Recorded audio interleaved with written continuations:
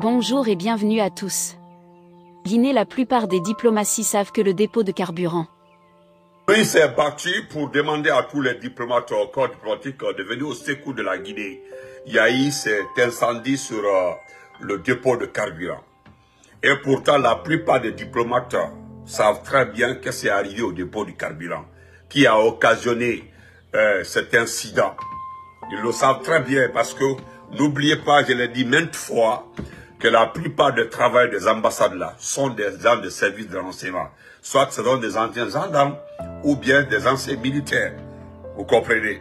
Donc ils savent très bien, voilà, ce ne sont pas des bêtes, ils sont très bien informés par rapport à ce qui se passe dans toutes les républiques où ils sont installés. Vous ne verrez jamais une ambassade, je dis bien une ambassade, où il n'y a pas un militaire ou bien un ancien de renseignement. Non, que ce soit l'ambassade de la France, même tout est militaire presque, tout est militaire. Voilà. Donc, après la rencontre, ils ont demandé, vous savez, la plateforme là a été organisée pour demander des dons. Des dons pour qui? Des dons pour les sinistrés du dépôt de carburant. Qui n'ont, au fait, qu'est-ce qui m'a plu dans la réaction des uns et des autres? C'est ce que j'ai dit dans le direct hier. Un gouvernement n'a pas à pleurnicher parce qu'il y a eu le dépôt de carburant a pris feu. Mettez les cœurs partagés. Il n'a pas à pleurnicher. Écoutez-moi très bien. Le dépôt de carburant, c'est le carburant qui y était. C'était le carburant. Souma Kazori, champion, comment vas-tu? Voilà, voilà. Ça dit un gouvernement ne compte pas sur la brûlure ou bien le feu d'un dépôt de carburant pour se mettre à quémander. N'importe quel pays, n'importe quel gouvernement, n'importe quel État, il a ses ressources, il a ses entrées. Voilà, il a ses entrées. Celui qui a écrit mon nom là, il faut effacer mon nom. Je n'aime pas qu'on écrit mon nom, mon vrai nom sur la toile, ok? Monsieur Abou, effacez mon nom. Moi, je n'aime pas ça. Ok? C'est quelle histoire ça? Donc, il ne faut pas mettre tout sur le dépôt de carburant. Un gouvernement qui plaît. Vous avez vos entrées. Abdou m'a dit comment on va dire. Vous avez vos entrées. Vous avez les recettes douanières, les recettes portières, les recettes aéroportières. Vous avez vos points d'entrée. Vous avez les recettes minières. Ma chérie maman, comment vas-tu? Quand Fadiga a dit non, voilà, merci. Mettez les cœurs. Vous avez vos entrées, mais les gens qui plaident, c'est-à-dire tout. Voilà, encore une fois, j'ai aimé la sortie d'un animateur burkinabé qui a été très clair. On ne peut pas passer la journée à parler d'un dépôt de carburant. Voilà, un dépôt de carburant, au fait, qui devait être aujourd'hui le problème de la population des Kaloum. La population sinistrée. Ça ne devait pas être le problème d'un État. On doit venir au secours de la population sinistrée. On doit venir au secours des brûlés, des morts. On ne vient pas au secours de l'État. Et ça, c'est la vérité. On ne vient pas au secours de l'État. On vient au secours des sinistrés. On donne des dons aux sinistrés. Ceux qui sont morts là, on fait face à leurs familles. C'est tout. Mais comment l'État peut se transformer en mendiant qui ne veulent pas entendre? Comment un État, un État qui a ses recettes, qui a ses portes d'entrée, se transforme en mendiant? En mendiant. Merci frère Tierno, merci frère Tierno. En mendiant. C'est ça que j'ai. Ça dit, j'aime beaucoup des animateurs comme ça. Bon, il le dit. Comment est-ce qu'un État, une république, comme la Guinée, des gens qui sont arrivés ici, déloger Alpha Condé, c'est parce qu'eux, ils ont toutes les solutions. Mais aujourd'hui, prendre une affaire qui devait être franchement focalisée sur quoi? Sur les sinistrés. On devait parler des sinistrés. Hein? On doit parler de, c'est-à-dire tout don, l'argent qu'on donne. L'argent qu'on donne. Tout ce qu'on donne là, c'est pour les sinistrés. Dans les autres pays, qu'est-ce qu'on fait? On cherche des terrains pour les sinistrés, c'est-à-dire ceux qui ont perdu tout, ceux qui ont perdu l'habitat. On cherche des parcelles, on cherche à les loger. Tout ce qu'on donne, tous les dons, doivent être orientés sur ces sinistrés-là. Mais regardez, lorsqu'on a envoyé d'arrêt tout, merci frère Bachir pour les étoiles, ils ont envoyé les denrées, ils ont envoyé, lorsqu'ils ont, tellement qu'ils sont intelligents, ils sont malins, ils ont attendu que le peuple vient au secours de la population sinistrée de Kaloum. Hein? Ils ont attendu que vraiment qu'il y ait vraie collecte de sacs de riz, d'où pour les sinistrés. On voit la fameuse go qu'on appelle Aminata Diallo avec ses monticules, je ne sais pas, qui vient s'asseoir comme ça. Regardez là, assis comme un garçon sur les dons, ce qui est donné à la population, ce qui est donné aux sinistrés. Regardez la assise sur, ils ont tout récupéré, ils ont mis dans des camions, ils ont envoyé dans les camps militaires. Demandez aux sinistrés, ceux qui sont poussés dans les hôpitaux, s'ils ont bénéficié de ça. Non. L'enveloppe qui a été donnée par la Côte d'Ivoire, les 500 millions de francs CFA, les 1 milliard donnés par la banque, si nous collectons, c'est quelque chose approximativement de 4 milliards de francs guinéens. Demandez à un sinistré, il a reçu combien? Demandez à un sinistré, il a reçu combien? Voilà un gouvernement qui se transforme en gouvernement mendiant. Même si tu pètes aujourd'hui, on te dit quoi? On dit dépôt de carburant.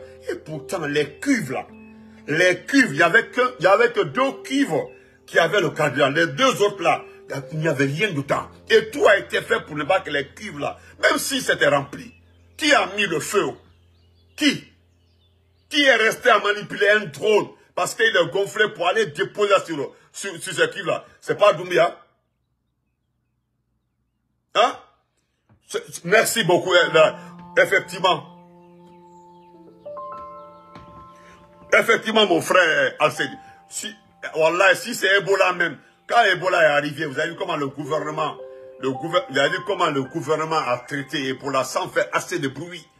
Tous les dons étaient destinés aux sinistrés, aux malades, aux hôpitaux. C'est ça qu'on appelle ici. Mais le gouvernement aujourd'hui parle de crise économique et sociale. N'importe quoi. Voilà ce qui s'est passé, chers frères et sœurs. Les ambassadeurs sont allés rencontrer Maurice Sanda. Maurice Sanda, le plus grand menteur, le plus grand malhonnête de l'espace CNRD. Sont allés le rencontrer. L'ambassadeur de France, comme celui qui gère la Guinée, il était le premier à parler. Après lui, ils ont signé, mettez les cœurs. Ils ont signé la vidéo. Mettez les cœurs, s'il vous plaît. Mettez assez de cœurs. Après l'ambassadeur de la France, c'est le représentant de l'Union européenne qui a pris la parole. Mais quant à l'ambassadeur de France, il a commencé par saluer, selon lui, selon l'ambassadeur, il a commencé à saluer les efforts fournis par le gouvernement par rapport à ce qui s'est passé. Montrez-moi l'effort fourni par le gouvernement pour empêcher que tout soit brûlé et que les gens... Mais s'il vous plaît. L'ambassadeur a commencé par d'abord féliciter il dit le président de la République. Ça ne fait pas mal. Tout le monde sait s'il est élu ou pas. Mais malgré ça, il ne fait pas de bons rapports pour déposer à Paris. Il envoie de faux rapports. Il dit, malgré le gouvernement s'est bien battu, il y a eu la maîtrise de la situation, il y a eu plus de peur que de mal parce qu'il y a eu des morts et lui, il ignore ça. Donc, nous devons aider le gouvernement à faire face à cette situation catastrophique.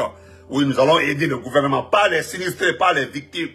Nous allons aider le gouvernement à faire face à cette situation catastrophique qui a un impact sur l'économie. Écoutez, qui a un impact sur l'économie. 2 cuves brûlées a un impact sur l'économie. 2 cuves, 2 cuves brûlées, on dit non, ça a un impact sur l'économie. N'importe quoi.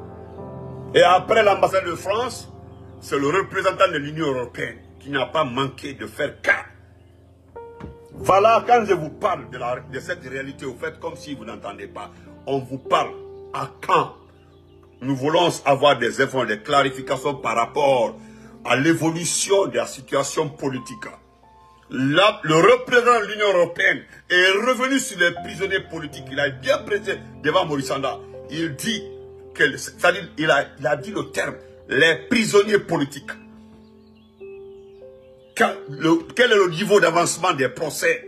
Il a fait le tour. Entre temps, l'ambassade de France l'empêchait de toucher les points qui fâchent. Non. Et dans ça, voilà un monsieur qui est arrivé qui est extraordinaire. Demandez à tous ceux qui travaillent dans les institutions internationales en Europe. Demandez, quand on dit l'Union européenne, quand on dit Union européenne, c'est l'Allemagne, c'est la première puissance économique de l'Europe. La première puissance économique de l'Europe, c'est l'Allemagne. Voilà, tout le bruit, quand tu entends la première puissance économique d'Europe, c'est l'Allemagne. Monsieur l'ambassadeur de l'Allemagne a pris la parole. Et voilà, il n'est pas allé trois chemins, il a été très direct. Il dit que la Guinée n'a jamais vécu cette situation. Il a enchaîné, vous êtes arrivés, c'est ce que je vous répète, hein, les mots par mot. Lorsqu'ils sont arrivés, ils parlent du CNRD. Ils nous ont dit qu'il y avait des difficultés avec telle autre situation.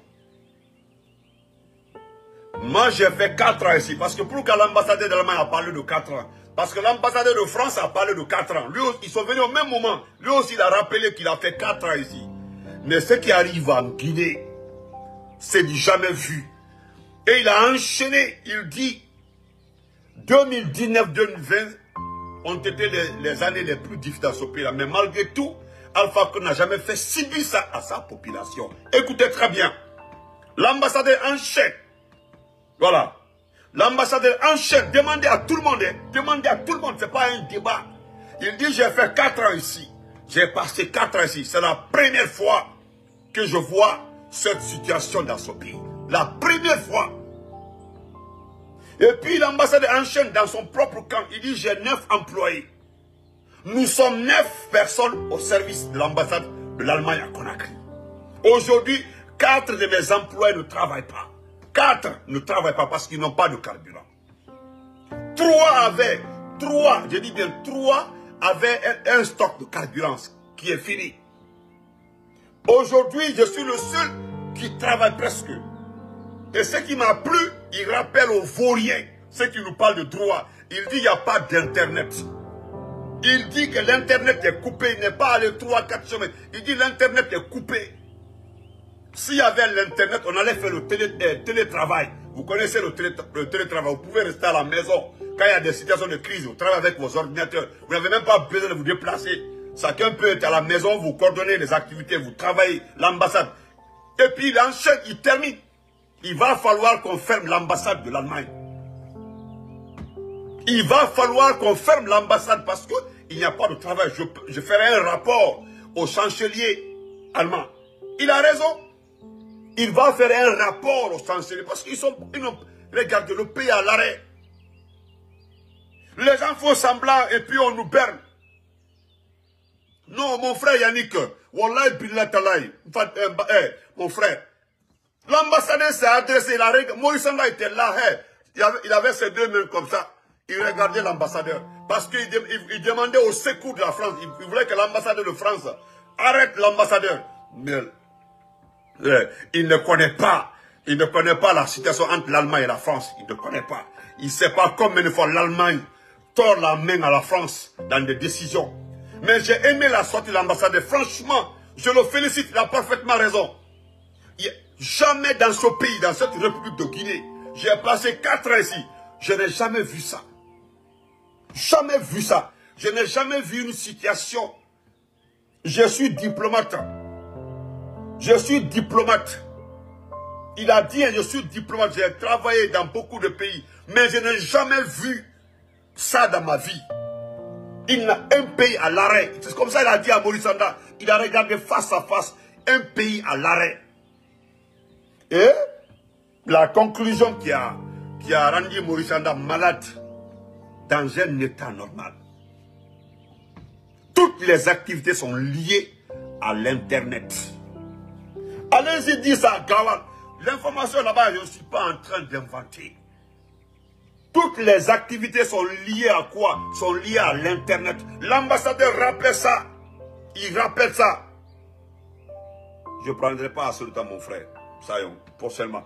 Il dit, je n'ai jamais vu ça. Et puis c'est ça là. Il a regardé Maurice Sanda, il dit, je n'ai jamais vu ça. Nous avons certes vécu 2019-2020 dans des conditions difficiles. Mais il a répété, Alpha Condé n'a jamais fait subir ça à sa population. C'est comme ça qu'il a dit, Alpha Condé, le président Alpha Condé, n'a jamais fait subir ça à la population.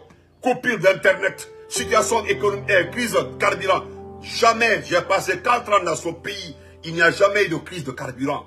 Il n'y a jamais eu de crise d'Internet. Et c'est beau, c'est bien beau qu'on répète ça à des vauriens qu'ils entendent. Parce que c'est Louis Maurice Anda qui est en train de faire le délibat tout récemment là, en disant que nous avons besoin du patriotisme des Guinéens. Mais qu'est-ce que les Guinéens ont à voir dans la brûlure d'un dépôt de carburant? Je dis, comment vas-tu? Les Guinéens n'ont rien à foutre avec ça. Le dépôt a pris feu, c'est un dépôt. Normalement, qui doit pleurer aux autres? On doit pleurer pour les victimes du dépôt et pour ceux qui sont brûlés. Mais ce n'est pas pour l'État. Est-ce que c'est le port qui est brûlé où l'argent rentre? Est-ce que c'est les douanes qui sont brûlées où l'argent rentre? Ou bien c'est les mines qui sont brûlées où l'argent rentre? Bon sang!